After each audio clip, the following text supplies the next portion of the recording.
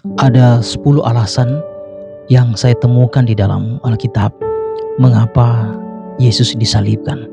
Yang sebenarnya kalau kita gali lebih banyak lagi saudara, ada begitu banyak, bukan hanya 10 tapi begitu banyak alasan mengapa Yesus disalibkan saudara. Yang pertama yang saya temukan 2 Korintus pasal 5 ayat 21. Dia yang tidak mengenal dosa telah dibuatnya menjadi dosa karena kita. Yang pertama adalah untuk menanggung dosa manusia. Yesus disalibkan sebagai pengganti manusia berdosa. Kemudian yang kedua dalam Kisah Rasul pasal 2 ayat 23, menggenapi rencana Allah. Salib bukan kebetulan, salib bukan kecelakaan. Ya, tetapi salib adalah bagian dari rencana keselamatan Allah. Kemudian yang ketiga Yesaya 53 ayat yang kelima, itu menggenapi nubuat perjanjian lama.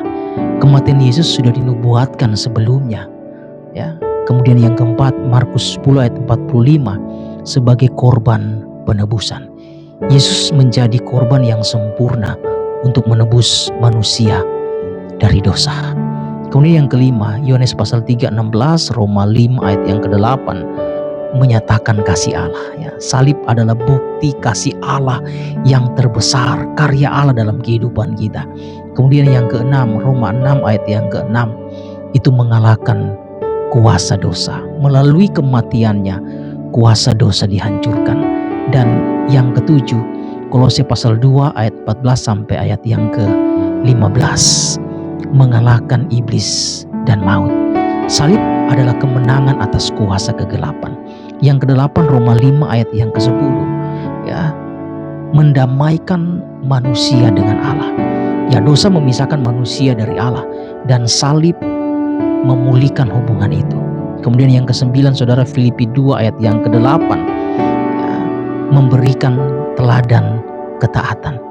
Yesus taat sampai mati, bahkan dikatakan sampai mati di kayu salib.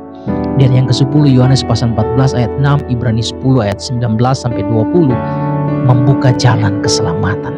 Melalui salib manusia beroleh hidup yang kekal. Kristus disalibkan bukan karena kelemahan, tetapi karena kasih, ketaatan, dan rencana Allah untuk menyelamatkan manusia.